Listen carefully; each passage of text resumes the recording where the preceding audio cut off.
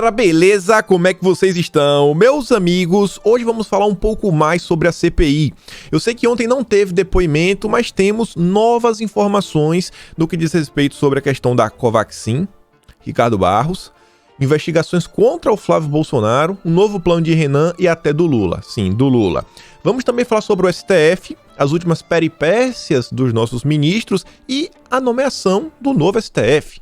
Quem Bolsonaro vai indicar? Tem algumas coisas interessantes. Também vamos falar de 2022, vamos falar dos candidatos, partidos.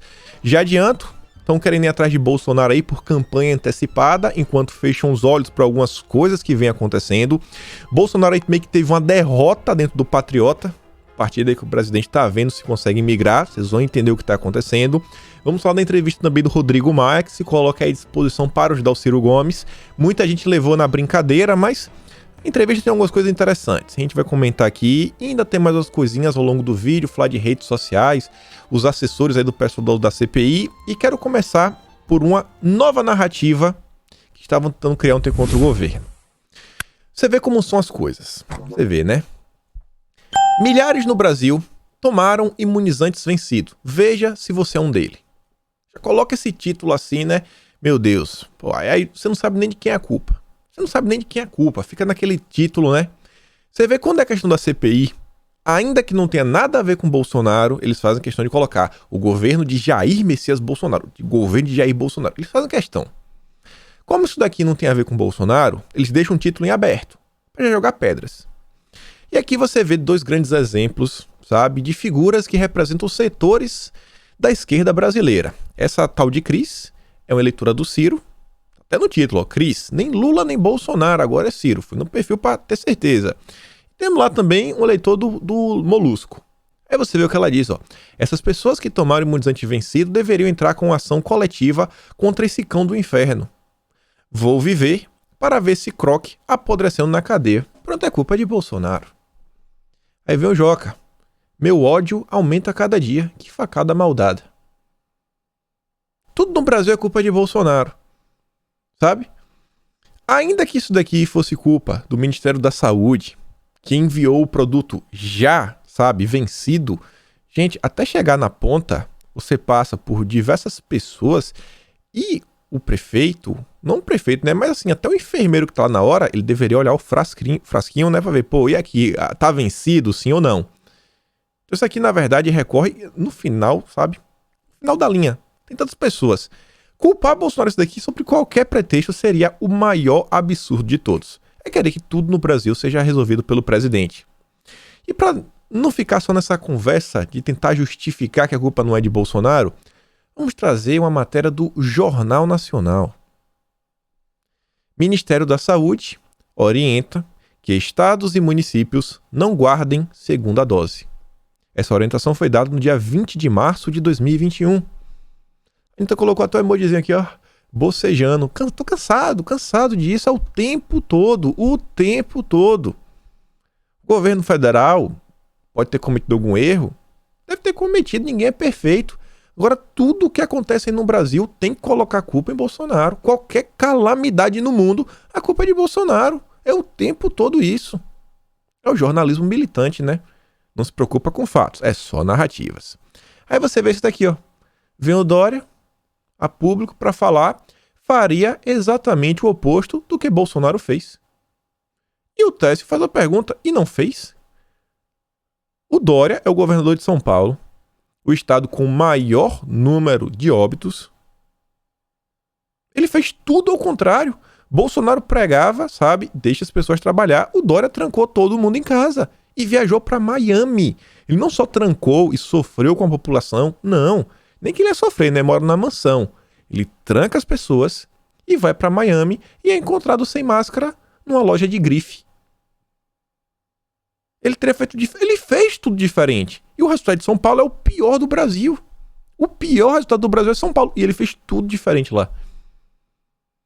Mas a imprensa, né? Coloca lá. Quem tem boca fala o que quer. Besta é quem acredita. E vejam só isso daqui. Olha que interessante. Comentamos ontem, né? Esse aqui tá até interessante, porque eu mostrei pra vocês ontem um e-mail que eu recebi do pessoal do Comprova. Um pessoal aí que checa a verdade, são os donos da verdade. E perguntava de onde é que eu tirei a informação que o Renan e o Max eram amigos, se conheciam, qualquer coisa do gênero. Eu falei, uai, olha só, te mandar aqui uma matéria do seu amigo de vocês, da grande imprensa, mantém uma matéria lá do pessoal do bastidor, mostrando que inclusive o Max, ele está aí numa ação no STF, sendo investigado, que supostamente o Renan era o chefe lá do esquema. Supostamente, matéria do bastidor. Mostrei no vídeo ontem. Aí olha como é a questão da imprensa agora. Olha como as coisas vão se juntando. O Estadão ontem me faz uma matéria chamada assim, ó. Alvo da CPI, empresário da Covaxin, tem vida de luxo e relação próxima a políticos. Na hora que eu li a manchete, eu falei, eita, vamos falar do Renan Calheiros. Não falaram do Renan Calheiros. Antes da matéria falar quem são os políticos próximos, ela começa a descrever a vida de luxo do Max. Aí logo no início ela fala o seguinte, ó, que o Max gosta de ir pra Angra e tudo mais. Aí vem, ó, em Angra, Max, como é conhecido, sua família e alguns amigos frequentam um condomínio na região do Frade. A área é conhecida pela aglomeração de lanchas e barcos de luxo. O percurso de São Paulo até lá geralmente é feito com um helicóptero alugado. A cidade é objeto da atenção especial da família do presidente Jair Bolsonaro.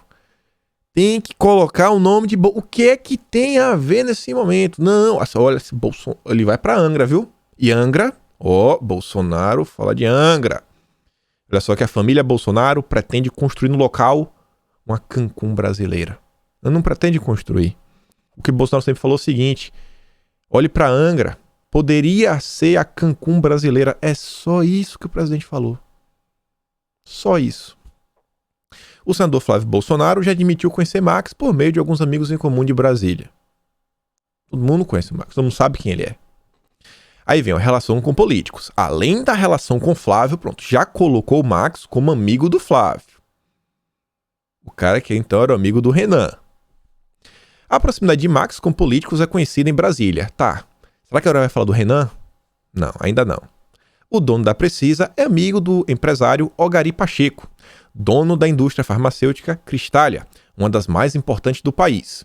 Pacheco é suplente do senador Eduardo Gomes, líder do governo no Congresso. Líder do governo, amigo do líder do governo. Vai falar do Renan agora? Não. Como revelou o jornal o Globo, o empresário também foi citado em delação do vereador Alexandre Romano, do PT, apontado como responsável por intermediar propina a diretor dos Correios. E parou por aí, acabou. A matéria só tinha um interesse: associar o Max a Bolsonaro, a família Bolsonaro e ao governo Bolsonaro. Aí você junta essa matéria com essa matéria aqui da Veja. É uma matéria que não tinha o que trazer para vocês. É uma matéria grande, é uma matéria que foi para a revista da Veja. Olha a foto que fizeram. Jatos, mansões, o ASEF, o cara ali que eu não sei qual é, a mulher, o cara ali, Covaxin, Precisa. Todos se conectam ao Flávio Bolsonaro. Investigação da cúpula da CPI na pandemia mira Flávio Bolsonaro. Pronto, agora Flávio virou investigado, porque ele é amigo do Max. Na fase que se promete ser a mais explosiva até agora, comissão já enquadrinha uma rede de conexões do filho mais velho do presidente da República. E quem está tocando essa investigação é o Renan Calheiros, amigo do Max. Olha a inversão na narrativa. O Max, olha só, ele ia depor na CPI anteontem. Foi na calada da noite que eles desistiram e resolveram chamar o Dominguete. Inclusive, durante a CPI, lá em torno de, 4 horas e pouca de vídeo, quando é a fala do Girão, ele diz que ele se sente muito incomodado, porque ele é titular, ele não é suplente, ele é titular da CPI, e ele não sabia que o Max aí, a pessoa tinha desistido do Max. Desistiu do Max. Por que a CPI não chama logo o Max e esclarece a história?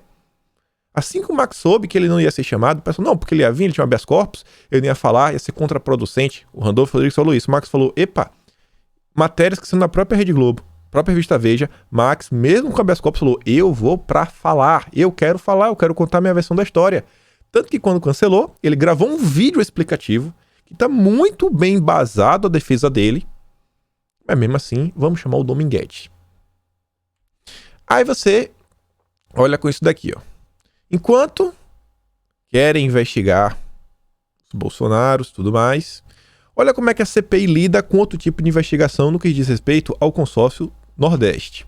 Vejam só aqui o vídeo. Vamos botar aqui. 82% dos senadores que compõem essa CPI, entre titulares e suplentes, são, sabe de onde? Do Nordeste e do Norte do Brasil. 10 senadores do Nordeste. Por isso que eu gostaria que a gente votasse, votando contra a corrupção aqui. Isso é razão. Obrigado. Não se preocupe que nós vamos votar o Carlos Gabas. E eu tenho um compromisso com Vossa Excelência. Se der empate, eu voto a favor. Se der empate, eu voto a favor. Vocês lembram do dia da convocação do Gabas? Na hora que se começou a se falar disso, o Randolph que estava aqui, não lembro se foi nesse próprio dia. Acho que foi nesse dia mesmo, dia 16. O Randolph estava aqui, pegou o celular, sai da sessão, buscou alguém. De última hora achou lá o Jader Barbalho, não sabia nem o que estava votando, falou, não, perdido. Tentaram buscar. E o Omar, ele ainda pegou o voto do Renan Calheiros, que não podia votar, porque chamar o Carlos Gabas, sabe, pode causar problemas para o filho dele. O filho dele comprou os respiradores. 9.700.000 reais que foram destinados. Ele não podia votar. O Renan já tinha se declarado suspeito. Só que se o Omar não tivesse deixado o Renan votar, teria ficado 5-5. E aí o Omar vai desempatar? O Omar vai desempatar? Ele falou que ia votar a favor. Não, vota aí, Renan. Vota aí, porque... Beleza, né? Avança. Na verdade, ia ficar 5-4. Mas com o voto do Omar aí, como é o presidente de tudo, o 5-5 o Gabas vinha.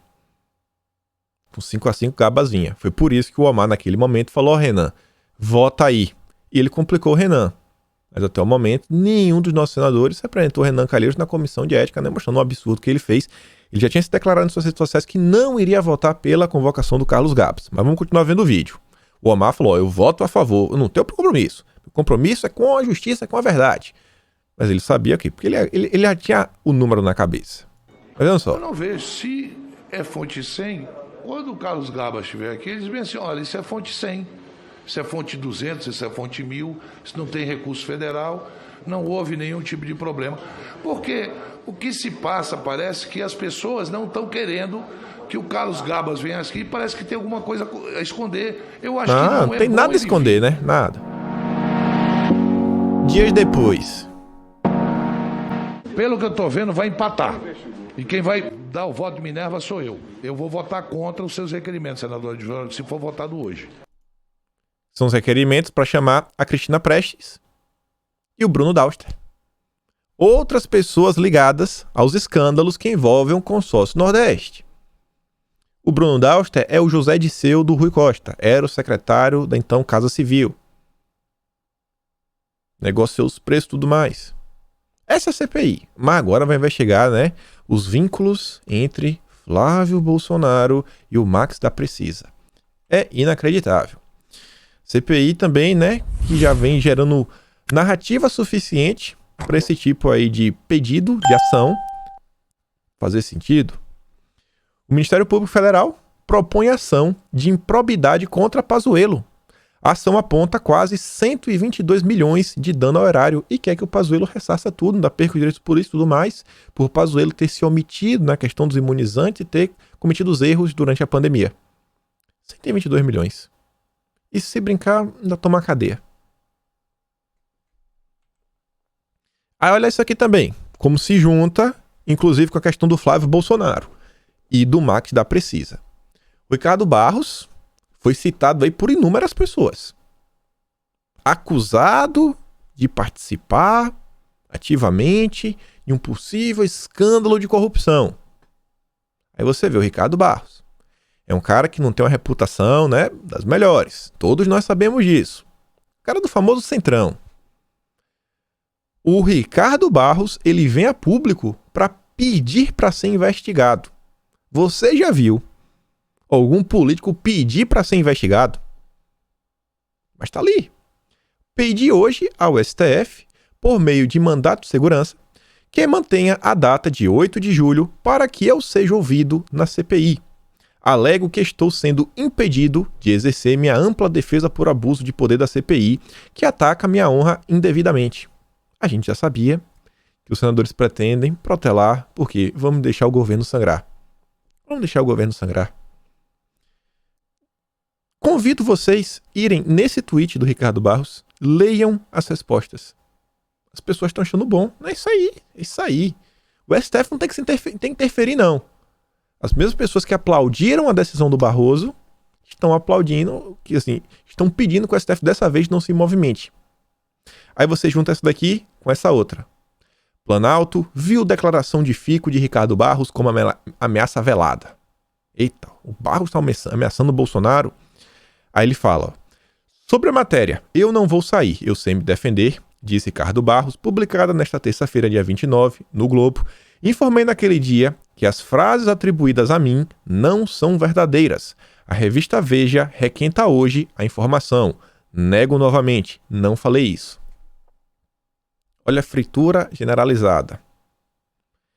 O Max da Precisa, qual é o escândalo principal em que o Ricardo Barros aparece a primeira vez? É o escândalo da Precisa, da Covaxin, que ele seria o padrinho político do Roberto Dias, que o Roberto Dias já negou e as próprias matérias da grande imprensa também negaram.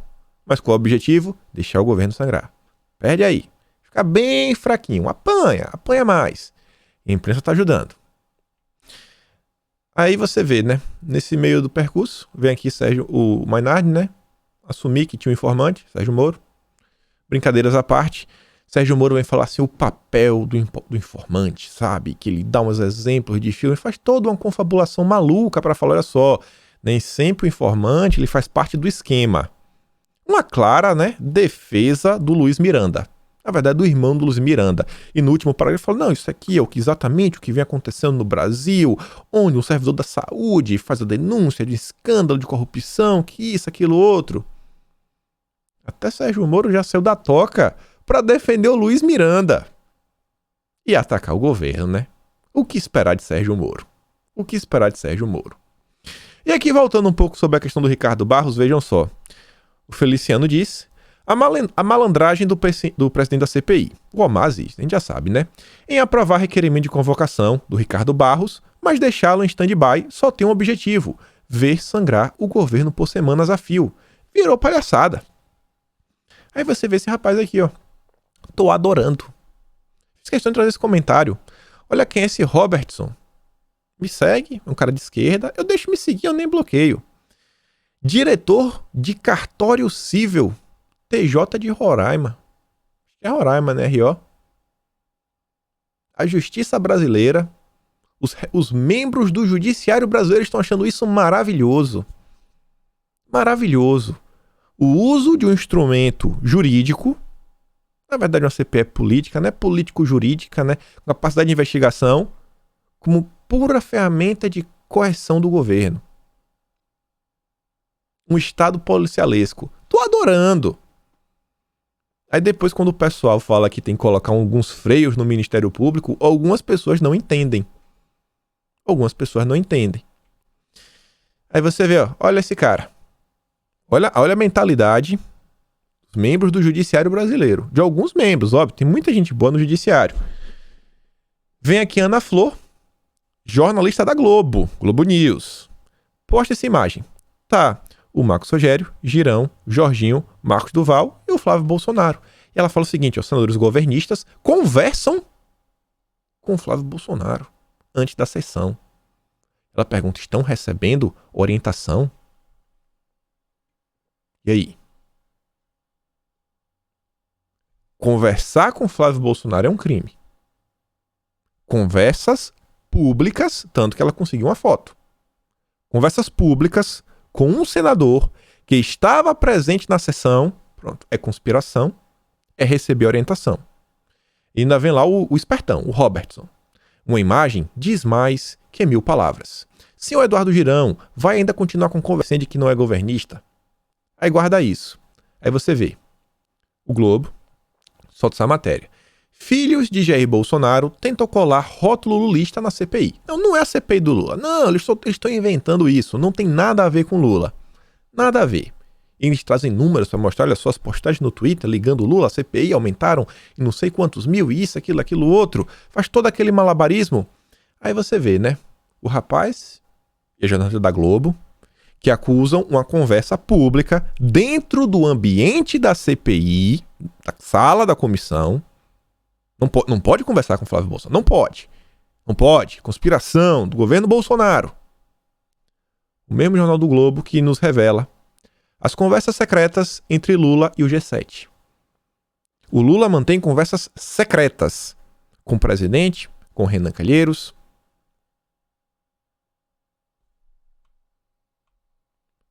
Aqui, uma conversa pública. Todo mundo. Quem tiver... Esse cara aqui perto, ó, era capaz de estar até ouvindo, ó, esse rapazinho aqui, ó. Não sei nem quem é. Capaz de estar ouvindo. E ainda bota um efeito na foto, ó.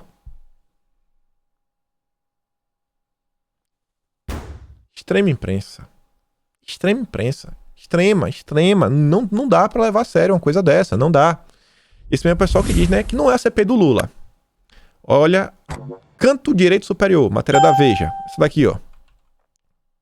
Como e qual objetivo Lula age nos bastidores da CPI? A Veja diz que o Lula age nos bastidores da CPI. Deixa eu ver se eu consigo ler o subtítulo. Petista enxerga a comissão como trampolim para sucesso eleitoral no ano que vem. E, em outra frente, PT trabalha para capitalizar manifestação de Bolsonaro. Mas não é a CPI do Lula. Por trás dos holofotes da CPI, Lula e Bolsonaro antecipam um duelo. O presidente da CPI conversa com Lula e Dória na mesma semana. Falando aí do Omar Aziz. Mas são os filhos de Bolsonaro que tentam colar o rótulo lulista. Cara de pau. Demais. Não dá pra levar a sério a imprensa brasileira, meu Deus do céu. A mesma imprensa que classifica, chama qualquer pessoa que apoia o governo Bolsonaro de miliciano digital, de robô, de tudo mais. Mas quando você fala de perfis anônimos que ajudam o Renan Calheiros, que ajudam o Randolfo Rodrigues, aí não é, né? Aí não é miliciano. Aí são os perfis do bem, do amor. Nos bastidores da CPI, perfis de oposição ganham espaço na internet ao ajudar senadores em depoimentos. E aí citam vários perfis que vêm sendo, né, citados reiteradamente por diversos veículos de imprensa, os mesmos nomes. Não vou nem divulgá-los. Não merecem. Não merecem. Está lá. Aqui não é gabinete do ódio, aqui não é nada, porque o trabalho que eles estão fazendo é um trabalho sério. Eles entregam dossiês, informações de primeira mão, vídeos. São quase uma agência de checagem de verdade. Aí, eles podem interagir à vontade. Aí você vê isso daqui. Tá todo mundo contra. Alas de PSDB, PSL, a gente já sabe que é a ala da Joyce, obviamente. Não, olha, a Joyce não estava no PSL. A ala do Bozella, do Julian Lemos. E o MBL. Defendem ir às ruas com a esquerda contra Bolsonaro após agravamento da crise. MBL e PT na rua, de mãos dadas com Lula. De mãos dadas com Lula. A Elisa diz, quem poderia imaginar, né? PT e PSDB é o teatro das tesouras. São tão impopulares e imundos que se uniram à esquerda para fazer volume nas manifestações. MBL, PSL, Novo, vem pra rua, que é o PSDB. PSB, PSOL, PDT, Rede, PT, MBL vem pra rua, nascem apenas para derrubar Dilma e devolver o poder para o PSDB em 2018. Foi exatamente o que aconteceu. E a oposição tá com tudo. É em todas as frentes que eles vão atacar. Você vê, contra Bolsonaro, parte da oposição quer retorno de deputados a Brasília, estarem presentes, porque a presença em Brasília é muito mais efetiva do que ficar, sabe, de papinho, de live e tudo mais. Tem coisas que não se discute por telefone. Você deve saber disso. Coisas que são aquelas reuniões, vai na casa de um, vai na casa de outro, vai na casa de um, vai na casa de outro. Em Brasília, conversando com as pessoas, como é que funciona a cidade de Brasília? E o pessoal me relatando o seguinte, muita coisa em Brasília não é feita em escritórios, em prédios comerciais e tudo mais. Muitos desses locais, inclusive, tem a agenda, né? Que quem entra, quem sai, tem que assinar. Protocolar, eu estou entrando. Então, ninguém quer registro. E é por isso que, exemplo, casas em Brasília são tão caras, tão valorizadas. A maior parte das reuniões ocorrem em casas. Os grandes escritórios de advocacia são casas. Casas que essas, às vezes, a pessoa mora na casa, mas tem duas entradas. Que quem chega para fazer uma visita, às vezes um advogado, sequer tem contato lá com os moradores. Entrou, saiu, ninguém viu. E essa matéria ainda fala o seguinte, ó, que ontem, no caso anteontem, PT, PCdoB, PSB, PDT, PSOL, Cidadania, Rede, PCO, UP, PSTU e PCB apresentaram um super pedido de impeachment. E o MBL? O Novo não foi. O PSDB não foi. O MDB não foi. Assim, o MBL realmente se juntou à extrema esquerda brasileira. E o pessoal tá aí, né? Começar a ter as reuniões, começar a alinhar as movimentações em Brasília para tentar derrubar o governo. Todo santo dia é isso daí. Aí, olha aqui. Quem agora vem também para pedir o impeachment. OAB convoca a reunião e também deve pedir impeachment de Bolsonaro. Felipe Santa Cruz diz que os fatos recentes desvendados pela CPI no Senado colocam ainda mais luz sobre a responsabilidade clara do governo federal em relação à tragédia que vivemos. Balela. Aí, olha isso daqui. Falando aqui um pouco de OAB, né? Vejam só. Vamos olhar essa matéria. É interessante para falar um pouco de movimentações políticas. Até quem está falando agora de Brasília, casas, como é que as coisas funcionam. Como que as coisas funcionam? Só essa matéria aqui ontem, e já ensinei uma coisa para vocês. No Twitter ou qualquer rede social, quando a quantidade de comentários é quase igual à quantidade de likes, meu amigo, é pedra. É pedra. Não são comentários amorosos. Quando a coisa é bonita, dá um like, pô, legal, bacana. Um outro deixa um comentário, pô, parabéns. Muito comentário igual like. É pedrada. A matéria em si já é motivo de você ficar assim, rapaz. Vejam só, André Mendonça compara Marco Aurélio a Winston Churchill. E aí? Joguemos pedra em André Mendonça? Sim, não, talvez? Essa frase não é motivo para jogar, também não é motivo para deixar de jogar. Coisa importante é tentar entender primeiro por que o André Mendonça falou essa frase. Você lê os comentários, você vê que as pessoas elas não tentam entender. E aqui no nosso canal, óbvio, nós temos um compromisso de aprofundar com os debates e as análises políticas. Vejam só. Em sessão de despedida do STF, Marco Aurélio diz que ficaria feliz com Mendonça ou Aras como sucessor. Isso aqui tudo vai se conectar com a volta da esquerda para Brasília. Pode não fazer sentido. Peraí, André Mendonça chamar o Marco Aurélio de Churchill tem a ver com a esquerda em Brasília? Calma, que eu vou te explicar. Teve aí, né, uma despedida do Marco Aurélio no dia 1º. O Marco Aurélio falou que estava feliz tanto com o Mendonça quanto o Aras. Ah, então é por isso que o Mendonça deve ter falado aquela frase? Não sei. Não necessariamente. Talvez o Mendonça realmente seja, né, um cara que admira os ministros do STF. Aí você vê, né? O Marco Aurélio diz que são bons nomes, tudo bem, tudo mais. Aí você olha isso aqui, ó. No discurso, inicialmente, o magistrado citou apenas o André Mendonça. E hoje a presença hoje, com palavras muito amáveis, do doutor André Mendonça, que tem minha torcida para substituir-me no Supremo. Depois de discursar, porém, ele pediu a palavra novamente e se desculpou por não ter mencionado o procurador-geral. O que eu disse em relação do Dr. André, falo quanto ao Dr. Augusto Aras. Seria uma honra para mim, muito grande, vê-lo ocupando a cadeira que deixo no Supremo. A resistência de senadores ao nome do chefe da AGU, porém, representa um empecilho à escolha. Opa, André Mendonça está com alguns problemas. Será que ele elogiou o Marco Aurélio para vencer algumas resistências? O que é que envolve na hora de nomear alguém para o STF? A aliança para dificultar a indicação de André Mendonça ao STF cresce no Senado. A motivação inicial de aliados e adversários de Bolsonaro é distinta. A oposição, à esquerda, quer frustrar os planos do presidente e afastar do Supremo um nome excessivamente conservador. Já os governistas tentam criar obstáculos e ampliar a influência da base aliada na escolha do novo ministro do tribunal. Nas listas de supremáveis dos dois grupos, há em comum os nomes do Aras e do Humberto Martins. No Congresso, Aras leva vantagem por ser um crítico do que os senadores chamam de excessos do Ministério Público, especialmente em investigação contra políticos. Vejam só como são as coisas. Na hora de você nomear alguém para o STF, óbvio que tem uma conversinha, um pé de ouvido com os ministros. Não deveria ser assim, né? Mas é assim. A gente já viu, o STF, sem ninguém mexer com eles já estão mexendo com todo mundo. Imagina você cutucar a onça com vara curta. Segundo lugar, quando você vai nomear alguém, o cara tem que passar por uma sabatina. Tem que passar por uma sabatina. O pessoal da esquerda já tá voltando para Brasília. Para quê? Para conversar, gerar dificuldade.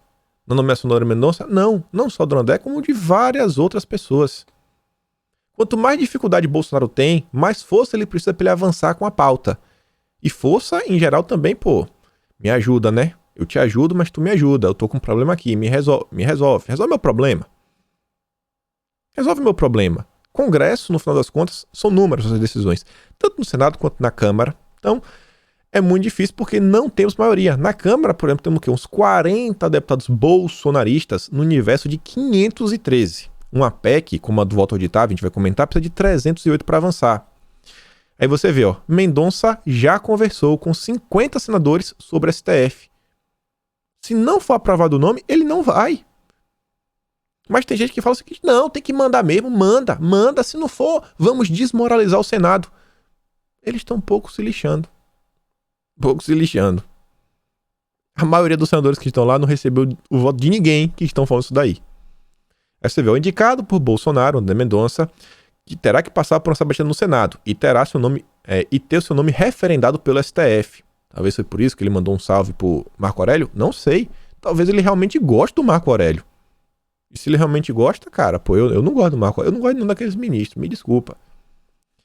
Segundo o pastor, no caso aí ele tá falando do Silas Malafaia, Mendonça está em plena campanha para ocupar o assento. Ele já teria conversado com cerca de 50 senadores sobre a possibilidade de ser indicado pelo presidente. Tem que pedir a bênção.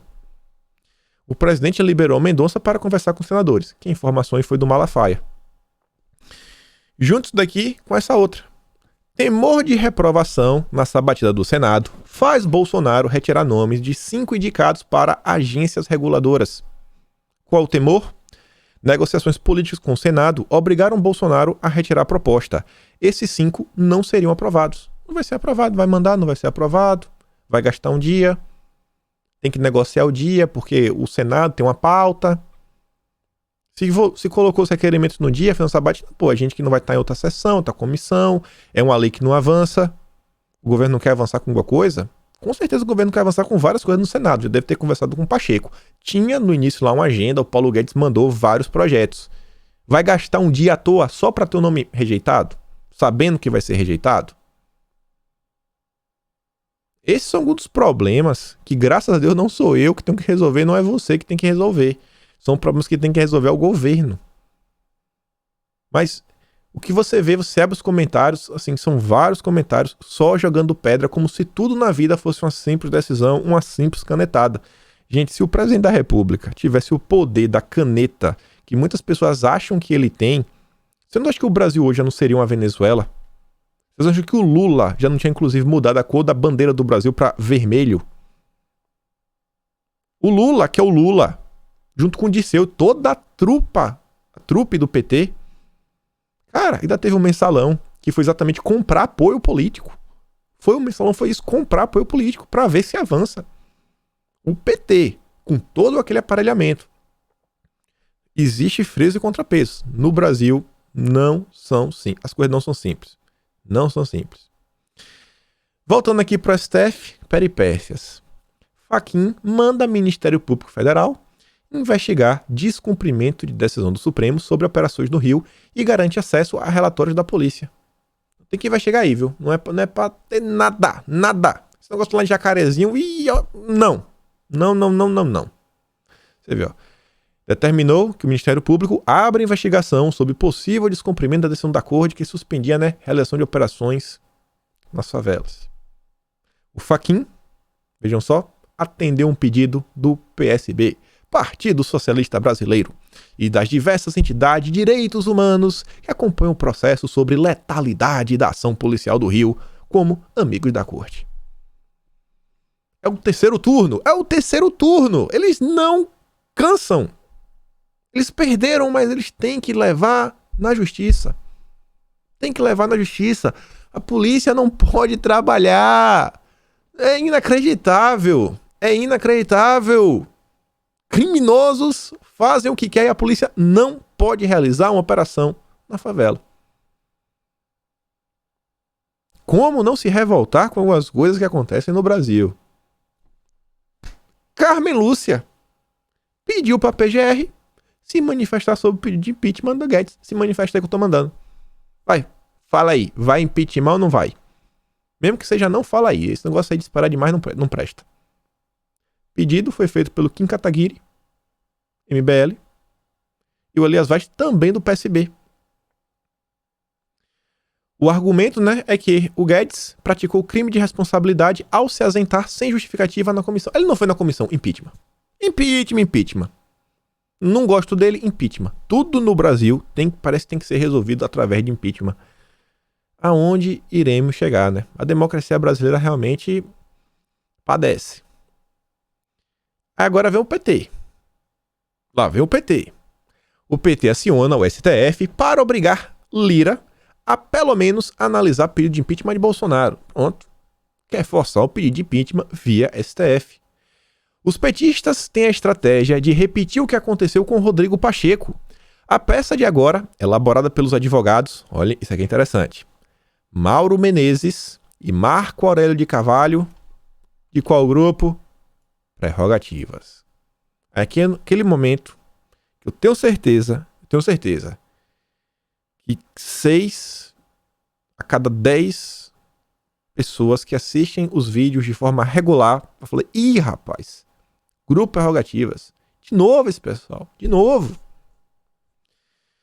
Grupo Prerrogativas aponta ato omissivo por parte de Lira a não fazer sequer o exame de requisitos meramente formais ou encaminhar internamente a petição de impeachment por crimes de responsabilidade assinada pelos petistas e outros 157 signatários. O MBL e o pessoal da extrema esquerda. Grupo Prerrogativas. A gente falou que esse grupo veio para criar problema. Hoje, o Grupo Prerrogativas, eu não sei como classificar esse grupo, mas eles já são um agente político. Tem pessoas que você sabe que são agentes políticos, que as movimentações daquelas pessoas dizem muito. São ferramentas, são canais. Você vê, por exemplo, vamos pegar Felipe Neto. Você vai me falar que o Felipe Neto ele não é um agente político? Você vai me falar que o Felipe Neto não é um agente político? Um cara com aquele alcance, com o que ele defende, as pautas que ele tenta avançar. O Felipe Neto não é um agente político? Vamos pegar o IDDD, Instituto do Direito de Defesa pelo Direito de Defesa, algo assim, que foi lá criado pelo Márcio Tomás Bastos. Lutam o tempo todo para modificar algumas coisas no sistema jurídico, principalmente na área penal. Foram os responsáveis pela implantação da audiência de custódia.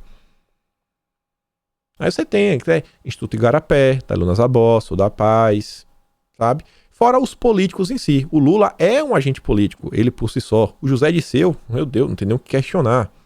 São pessoas que são agentes políticos, sabe? Presta atenção nas movimentações dessa gente. Vamos olhar algumas coisas que a gente já comentou em vídeos passados, mas é que você não lembra de Prerrogativas.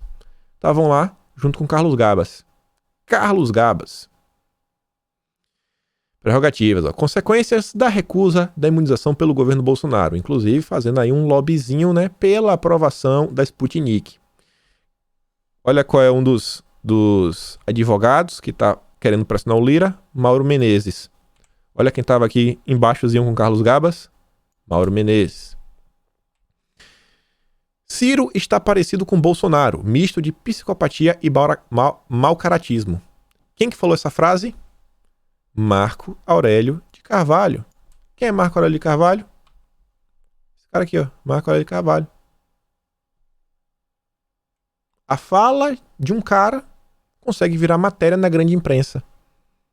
Que isso daqui, além das pessoas que já leem a Folha de São Paulo vão ter contato com essa notícia, fora as pessoas que vão pegar isso daqui e levar pro Twitter. Teve gente da direita que pegou essa matéria para dar risada, porque é engraçado você falar, olha só, Ciro, o Lula tá brigando contigo, quer dizer, ela tá fazendo piada de tu. A gente joga aí, né, joga um contra o outro. Um cara faz uma fala, vira notícia, e da notícia repercute através dos canais. É aquela coisa, às vezes não importa, por exemplo, Roda Viva, Barroso. Algum de vocês assiste a live do Barroso? Ninguém assiste. Mas no dia seguinte, vocês vão saber o que vai acontecer na live. Porque todos os veículos de mídia vão falar, Barroso é um agente político. Aí tá aqui. Quem foi que disse? Marco Aurélio. Saiu na Folha de São Paulo.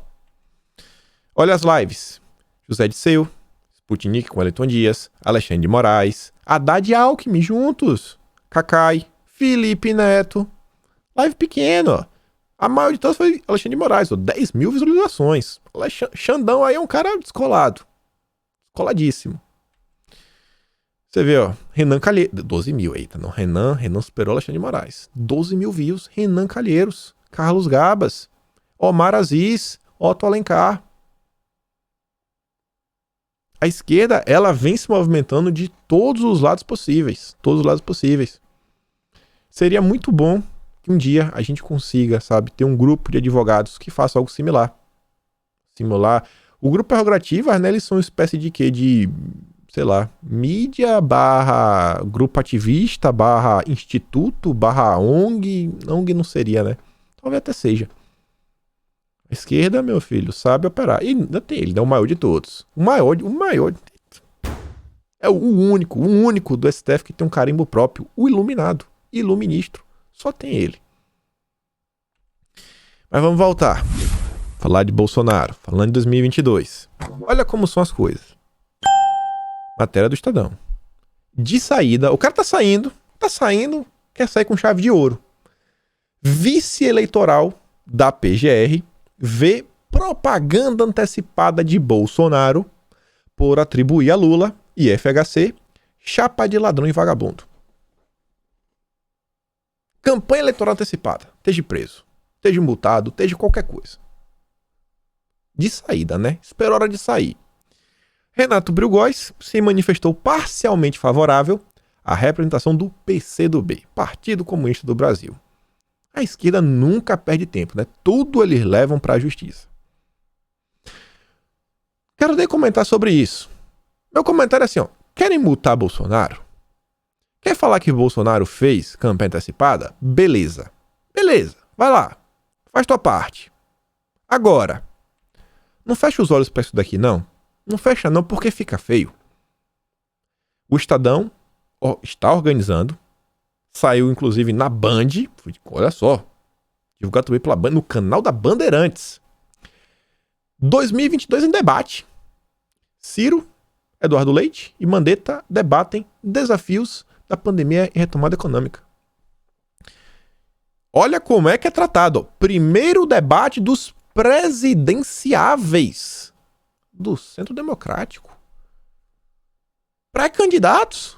Debate já sobre a eleição de presidenciável. Meu amigo, cadê o TSE para falar que isso aqui também é campanha antecipada? Cadê o Renato Briugóis? Cadê ele?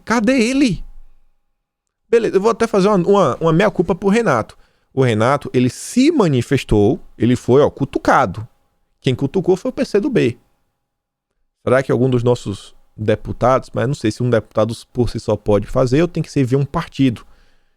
Algum partido deveria cutucar, né? Falei, aí, cara. E aí, Renatinho? É só Bolsonaro, é? Se vê a bandeira, você coloca eleições 2022. Primeiro debate dos presidenciáveis do Centro Democrático. Centro Democrático. Rapaz, ajuda da mídia, sabe? Se deixasse, meu Deus do céu. Imagina se a mídia do Brasil decidisse alguma coisa. Aí você vê, tá lá, Mandetta, bonitão, falando um monte de groselha. A Atsuki diz, eleições 2022 já começaram até com debates e nem chamaram Bolsonaro. Pode isso, produção. Terceira via, justo na Bandeirantes, que tem uma parceria com aquele país lá dos chefes do João Dória. E aí o Ciro Gomes, nos últimos dias também, tá todo serelepe. Matéria aqui do UOL, Ciro, segundo turno será entre eu e Lula. Bolsonaro nem estará na eleição. Vai ser caçado? Vai ser preso? O que é que vai acontecer com o Bolsonaro? Os planos da esquerda pode se esperar de tudo, né? Vídeo que Adélio tentou fazer. O ex-militante do PSOL. A Flávia Ferronato diz, sabe o print da decisão do Xande, remetendo o conteúdo de parte dos inquéritos ao TSE. Agora, junte com isso e entenda que nesse momento não é o Lula o maior adversário de Bolsonaro. Seu maior adversário são as forças ocultas agindo junto nas sombras. Falei que Bolsonaro teve alguns problemas relacionados a partido. Ala bolsonarista do Patriota perde mais uma na Justiça. A Justiça do Distrito Federal determinou há pouco que o Partido Patriota restabeleça o acesso de seu diretório estadual no Rio de Janeiro ao sistema do TSE. A decisão é desfavorável à ala bolsonarista do partido, que tenta a todo custo dar abrigo a Bolsonaro. Enquanto era presidente, o Adilson Barroso cassou o acesso do diretório estadual do Rio de Janeiro ao chamado Sistema de Gerenciamento de Informações Partidárias do TSE, que é basicamente onde os partidos fornecem suas principais informações junto à Justiça Eleitoral. A direção estadual foi uma das que não embarcou 100% no projeto bolsonarista e, por isso, foi alvo de fogo amigo do Diretório Nacional. O Diretório do Rio de Janeiro justificou a ação na Justiça do Distrito Federal, alegando que tentou restabelecer seu acesso tanto por meio das instâncias partidárias quanto pela Justiça Eleitoral sem sucesso. Em mensagem a interlocutores, a direção do Patriota no Rio comemorou a decisão e disse que a Justiça reverteu ato, abre aspas, covarde, irresponsável, ilegal e sorrateiro de Barroso, no caso do Adilson Barroso, ex-presidente do Patriota, porque afastaram o cara ainda. O mais interessante da matéria é ver o final. Olha como as pessoas no núcleo duro do Diretório Estadual do Rio tratam o Adilson Barroso. Então, a tendência é que o Patriota vai ter problemas. Ainda tem essa outra aqui também. Desembargador suspende mudanças feitas no Patriota para afiliar Bolsonaro. Essa aqui ainda é pior.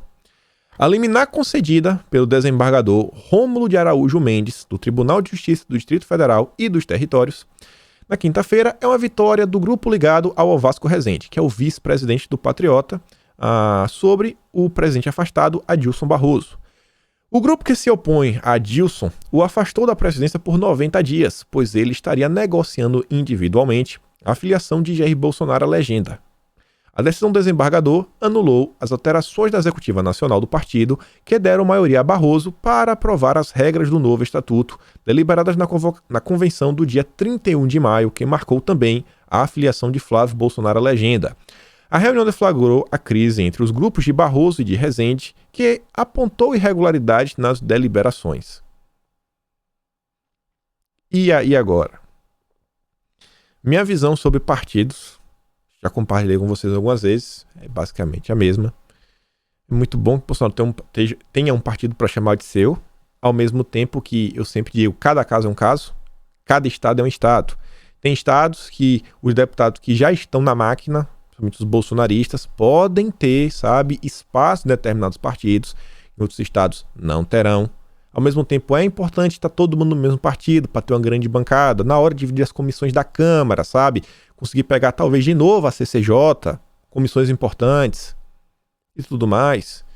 Mas, principalmente, nossos deputados e as pessoas que querem se tornar políticos têm que olhar para o que vem acontecendo e tentar ou ajudar, ou, tentar olhar assim, o que é que eu posso fazer para, mesmo que tenha um problema, ter um plano B. Pensa no plano B. O tempo está passando. Em último momento, eu tenho certeza, Bolsonaro vai ter um partido. Bolsonaro vai ter um partido. Não tenho dúvidas. Vem forte. Independente, pode chegar sangrando, vem ainda forte para as eleições de 2022. O partido vai querer Bolsonaro, bater umas fotos, eleger uns deputados. Agora, os deputados da base, gente, a gente tem que lembrar, a eleição não é só o presidente, não é só. Não, os deputados não podem só ficar esperando Bolsonaro resolver a vida deles em tudo. Parece aquelas crianças que a mão é amarrada, que quando tem uma consulta no médico, fala assim, vai lá no médico, vai lá, eu não sei ir, eu não sei pegar ônibus, eu não sei fazer isso, não sei fazer nada. Tudo recai no colo de Bolsonaro, meu Deus do céu. E eu vendo assim, nossos deputados, adianto para vocês. Até então, um ou outro aí que tá tentando ter um plano B, se der errado aqui, tô ali, já para deixar as coisas adiantadas. Essa questão do Patriota tem cara que vai dar ainda trabalho na justiça. Você viu?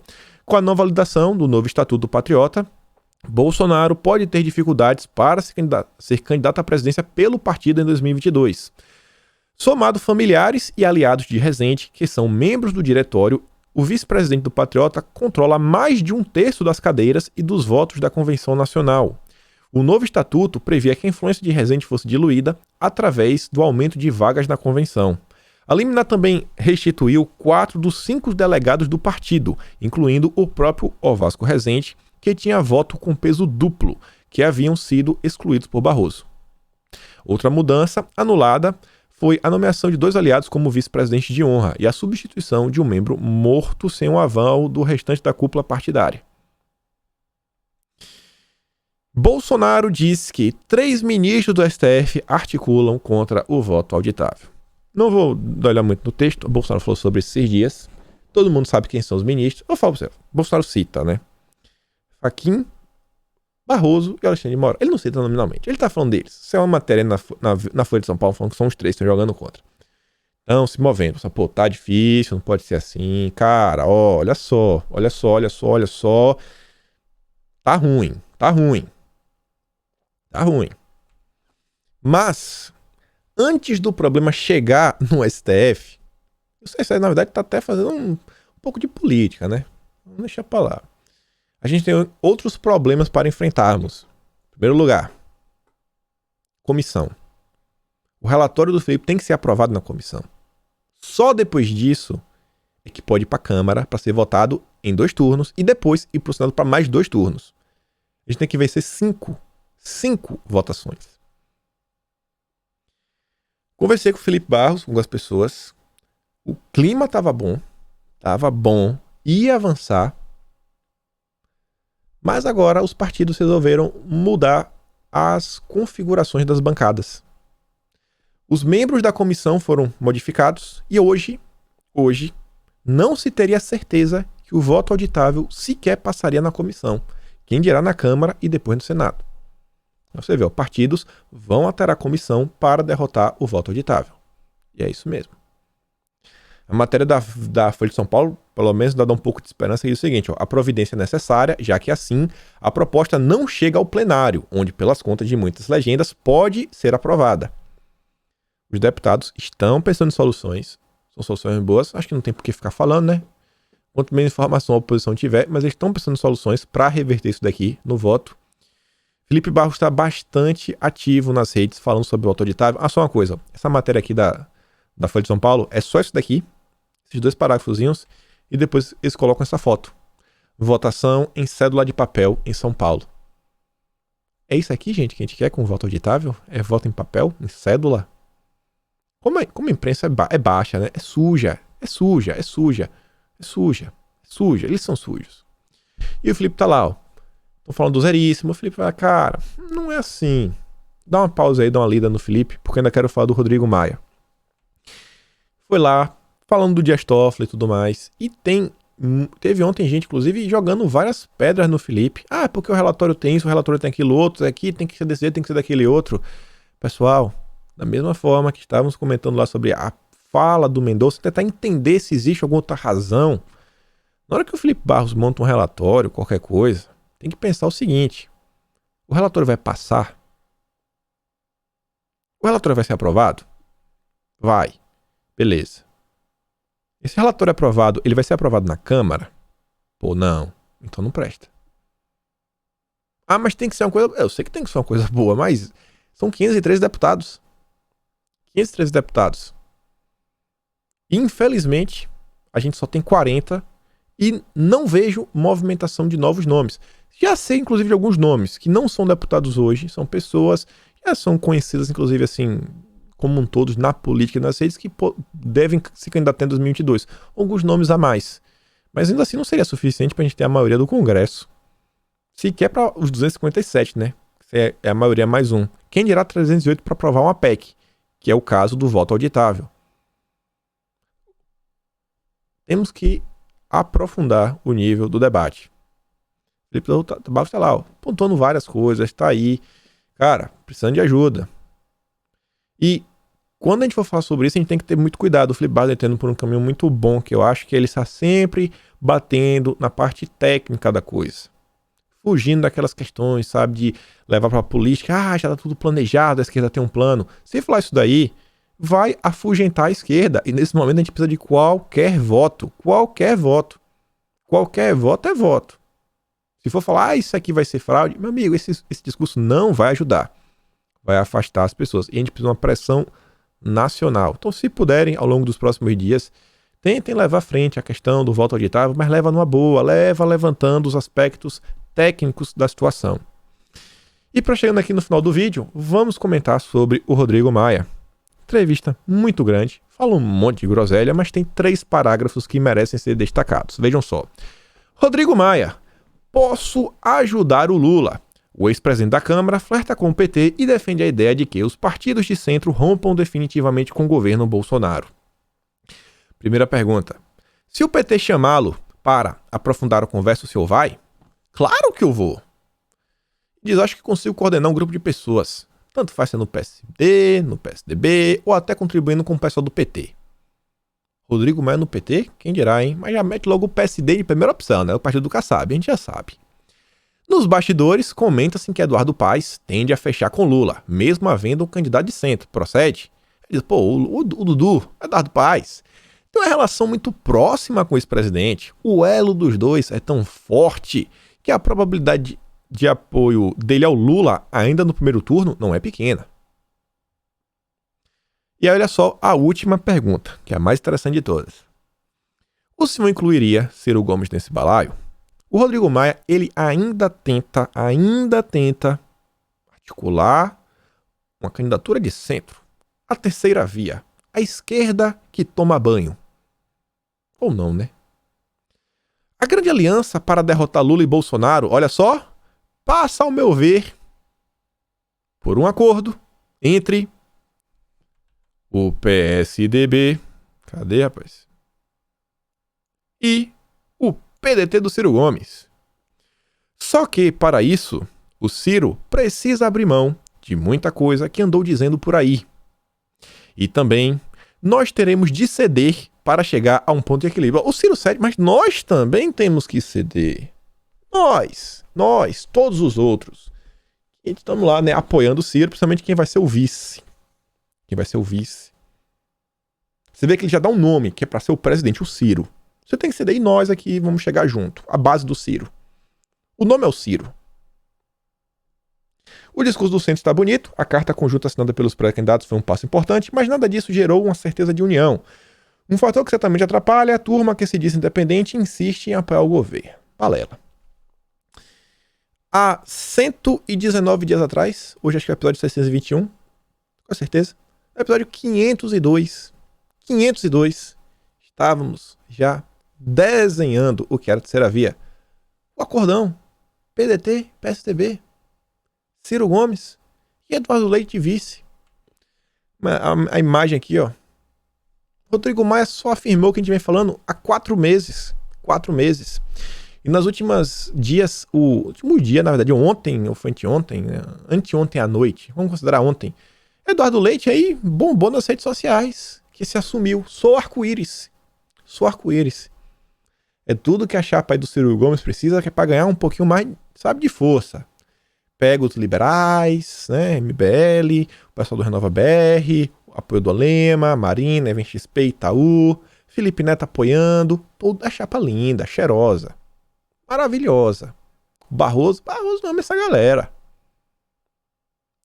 É a chapa dos sonhos, olha só, ainda tem um arco-íris.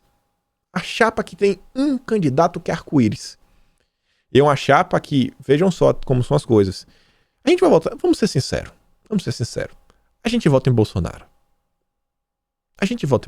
Lula, vota no Lula. O vice, beleza, a gente pensa no vice e tudo mais. Essa chapa está sendo criada que é para ter quase 2 presidentes. O Eduardo Leite ele quase está se colocando como Ciro, né? Porque ele é arco-íris. E por ele ser arco-íris, ele brilha. Ele é purpurina. Essa chapa vem aí. E essa turminha toda que apoia, né? A gente já tá fazendo isso aqui tem tempo. E o Rodrigo Maia só confirma.